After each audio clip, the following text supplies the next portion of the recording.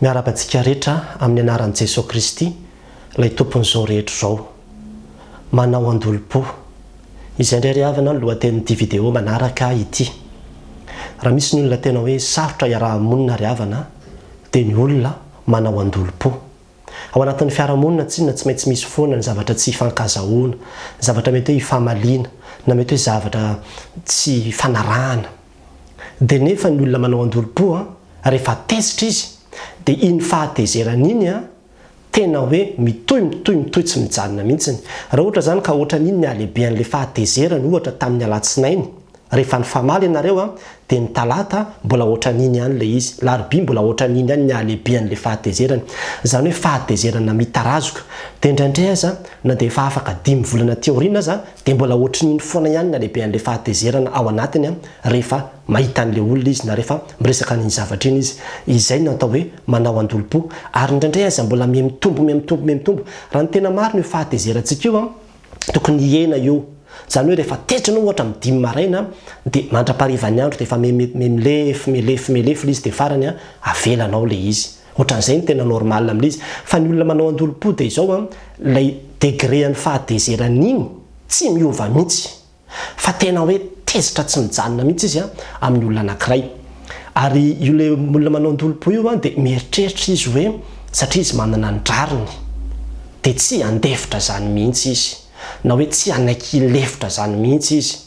Dia izay koa no amin'ny hoe mieritreritra izy hoe rehefa manao andolo-po dia fay tsara mihitsy an'izay ilay olona nanao zavatra tsy nety tamiko, fa tena ampijaliko mihitsy. Izy mieritreritra hoe mampijaly an'ilay olona izy amin'ilay fanaovany andolo-po, hoe tena faizoko tsara mihitsy, fa tsy hitenenako eto mihitsy aloha mandritra ny fotoana maharitra dia amin'izay fotoana izay fay tsara mihitsy.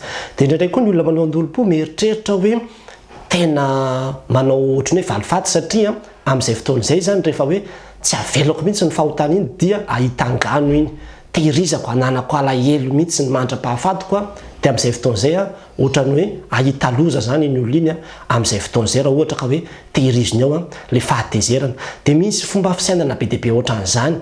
Ary indraindray koa ny olona mieritreritra manao hoe za raha vao ohatra ka milefitra eo dia lasa ohatran'ny hoe zany indray zany ny diso dia tena tsy anana. Ary izy io tena fitezana mihitsy ny mahatonga ny olona anana an'io hoe manao andolo-po io, zany hoe hatrany amin'ny fahazazana mihitsy dia efa mety ny ray aman-dreny na mety ohatran'izany ilay olona tena rancunier na rancunière be ireny dia mifindra amin'ilay zanan'ilay izy. Dia tena misy ny zanaka tena hoe ao anatin'ny tokantrano ao fa rehefa tezitra na 5 andro na herinandro raha tena tsy miteny mihitsy, tsy azo atao na inona mihitsy. Dia misy koa ny mpivady 3 volana tsy mifampiteny mihitsy rehefa misy zavatra hoe ifamaliana kely. Dia tena manahirana be ilay fiarahamonina ary manahirana be ilay fiaraha-miaina. Dia misy ny olona sasany rehefa ohatra hoe mifamalina ohatran'izany ka rehefa hoe anatonana zany rehefa vao hiavanana na hoe hifonana na hoe hifampirarahana sy ohatran'izany dia tena tsy te halala mihitsy. Fa dia izay ilay hoe rancunier hoe za tsy misokatra intsony mandrakizay aminao ny foko fa lasa mandeha any. Dia tena misy olona mieritreritra ny tenany hoe matanjaka izy, tena hoe forte mihitsy izy ao anatin'ilay izy satria hoe miazona an'izay le hoe fahatezerana izay izy zany dia tena hoe matanjaka izy ao anatin'izay. Zandro tena teny amintsika fa tena faiblesse io ary ao anatin'ny baiboly ny olona rancunier dia i Kaina. Any amin'ny Genesis 4 dia mahita antsika fa nisy zavatra nahatezitra ny Kaina. Dia ohatsy izy Jehovah tamin'ny Kaina manao hoe nahoana ny tezitra ianao. Resaka fahatezerana zany resaka eto nahoana ny manjombona ny tarehinao. Zay ilay rancunier malomalo kendrika foana tsy mitsiky mihitsy ao anatin'ny tokantrano dia mijiriziry ao dia tsy ohatran'izany. Indraindray na dia anatin'ny fianakaviana ny mpiray taposiny ohatran'izany dia tena misy tena rancunier tena hoe izay ilay maloka ny endriny. Ary nahoana ozy izy manjombona ny tarehinao raha tsara toetra ianao, zany hoe toetra ratsy zany ilay izy. Raha tsara toetra ianao izy moa tsy miramirana va. Fa raha tsy tsara toetra kosa ianao mamitsaka eo am-baravaranao ny ota ary ianao ny kendren'ny faniriny nefa ianao ny tokony hanapaka azy. Jerevy tsara zany io le toetra io toetra mihitsy zany ilay izy ary tena toetra ratsy ilay izy. Dia tadio tsara fa manararoatra amin'io le ota, zany hoe mamitsaka eo am-baravaranao le fahatezerana zavatra mamitsaka eo am-baravarany. Raha ny tena marina ianao manam-pahefana hoe alefako any zany fahatezerana zany lasa mandeha any za tsy ho tezitra amin'izany intsony. Kanefa ozy izy dia izao mamitsaka eo ambaravarana ny ota ary ianao ny kendren'ny faniriny zany hoe misy zavatra kendreny ao io fahatezerana zany mamitsaka eo ambaravarany fonao le izy dia manana fahafahana tsara no miteny asa vela koa zany lasa mandeha tsy miraraha zany tranga fiainana mitoy ihany fa raha ohatra ka tsy manao an'izay ianao dia misy zavatra kendreny aminao dia ny hiditra ao anatinao dia angeja ny fonao amatotra ny fonao iazona anao hanandevanao amin'iny fahatezerana iny am'izay dia izay ny mahatonga ny olona ny sasany lasa manao gros cœur mihitsiny manao palpitation lasa tratran'ireny atao hoe spasmophile reny dia be deaibe ny olona lasa tena hoe misy zavatra be deaibe fizika mihitsiny fiatraikan'ilay izy ary ny ara-panahy koa moa zany dia tsy elazaina intsony satria tsy misy fiadanana hitsofoka ao anatin'ny fo feny fankahalana zany mihitsy tsy izy fitiavana afaka anjaka ao anatin'ny fo miazona fankahalana zany ary zay ny tanjon'lay ota ny amesatra anao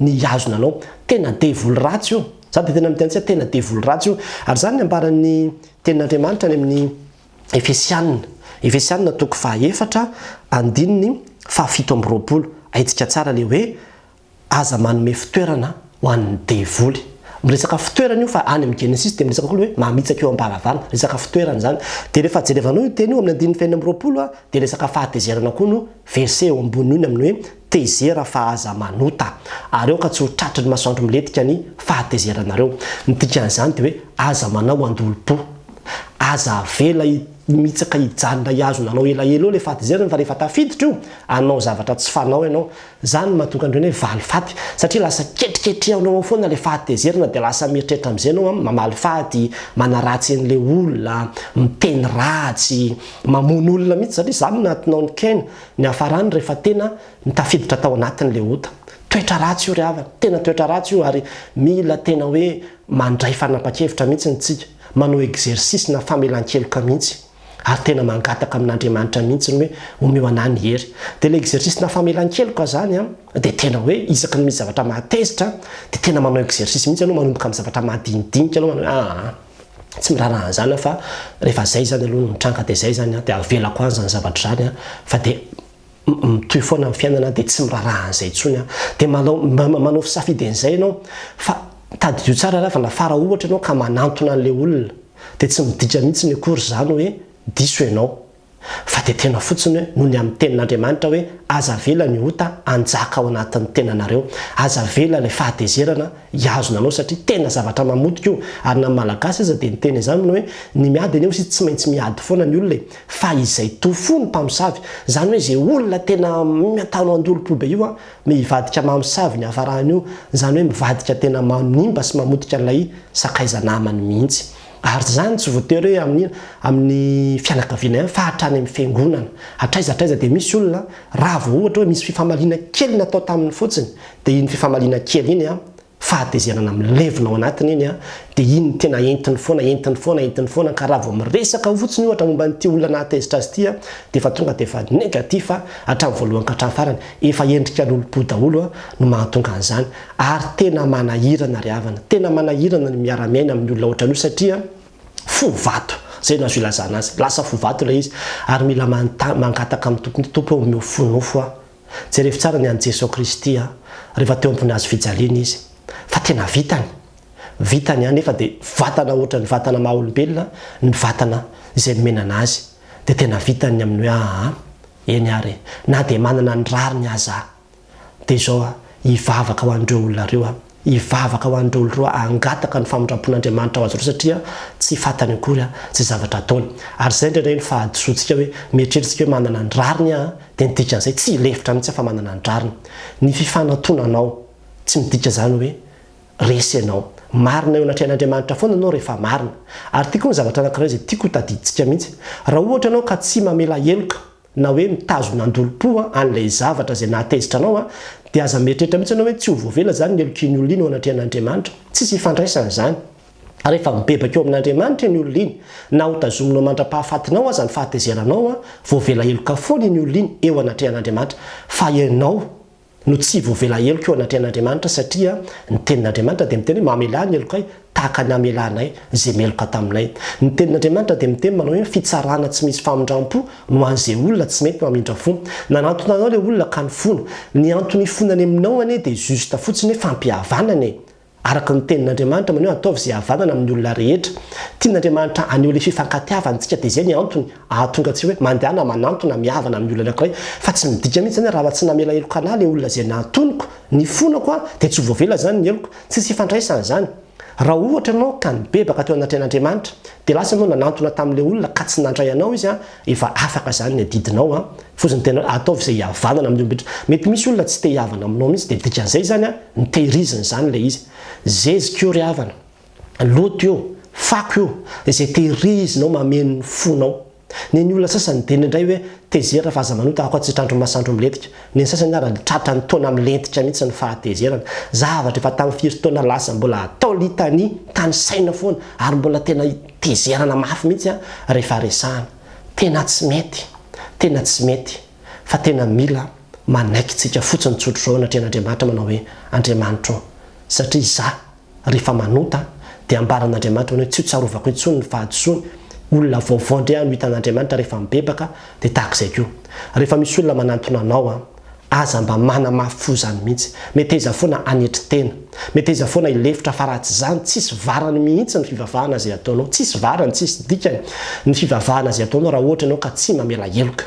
Tena miteny amintsika amin'izany ary havana, ary tena mila mandinika ny amin'izany tsika fa tena manana fiadanana ianao, manana fahafahana ianao rehefa hisafidy hoe amela heloka tsotra ao satria nisy zavatra efa tany amin'ny lasa tany izay tsy azo hiverenana intsony. Tsy azonao ho tany saina sy ho ataona inona intsony fa rehefa lasa iny aloha dia lasa ny ho avy mpanjinina satria mandalo ny zavatra rehetrarehetra.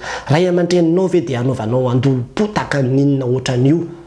Nefa mba ho fantatra moa fa io ray aman-dreninao io ka ho avy ny fotoana andahoanao hiala aminao ary tsy hanana ray aman-dreny intsony ianao e.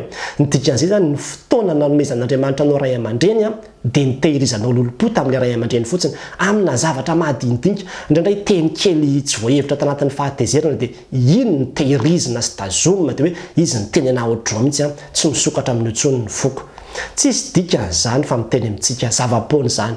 Mbola hiala eto amin'ity tany ity daholo tsika rehetrarehetra ireo ary zany no mahatonga ny hira hoe mifankatiava ihany raha mbola velonaina.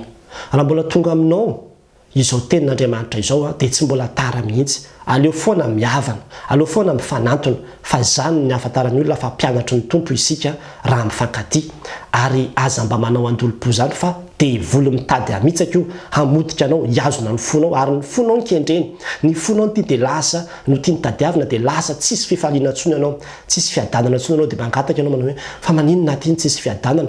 Jerevy tsara aloha ny fonao fa raha mbola feno maloto ao anatin'ny fonao ao dia tsy afaka ampidirinao mihitsy ny fiadanan'i Kristy. Fa mila misafidy ianao manao hoe androany noho ny amin'i Jesosy Kristy omeo era Jesosy anadinoko sy andefasako n'izany zavatra rehetrarehetra zany dia manomboka androany amin'izay vonona anao amin'ny fiainana vaovao dia miresaha amin'ilay olona izay mahatezitra aminao dia manatona azy. Tsy voatery fa ampitakosokosona be ohatra n'inona fa mifanatona manaova ezaka eo ambanin'ny fitarihan'ny fanan'Andriamanitra hiavana amin'ny olona rehetrarehetra fa aza manao andolo-po ohatran'io fa tsy hisy dikany io. Fahalemena io, toetra ratsy io ary tena aza mieritreritra n'izany hoe ho zavatra tsara mihitsy ianao fa avinavina ny mahatonga an'io ary Andriamanitra tsy miara-miasa amin'ny olona mpiavinavina zany fa ny olona manetry tena no asandrany fa ny olona miavinavina ohatran'io ahetriny. Ianao simba amin'io, ianao nipotika amin'io fa ilay olona izay tezeranao any ambadibadika any rehefa mibebaka izy dia efa voavela ny elony. Nanantonao izy dia tsy niraisinao fa ianao mitahiry le fako ao anatin'ny fonao ao fa izy tsy fantatrao mety mandindy miorakoraka falifaly sotra zany ny fiainany fa ianao no marary amin'io. Ianao no mitahiry an'io fahatezerana io ka afaony tenanao, avotsory ny zavatra mamesatra anao fa tsy sitrak'Andriamanitra ny ahitanao miory sy mijaly tahaka an'io. Aza manao andolo-po. An'Andriamanitra rirany ny voninahitra. Amen.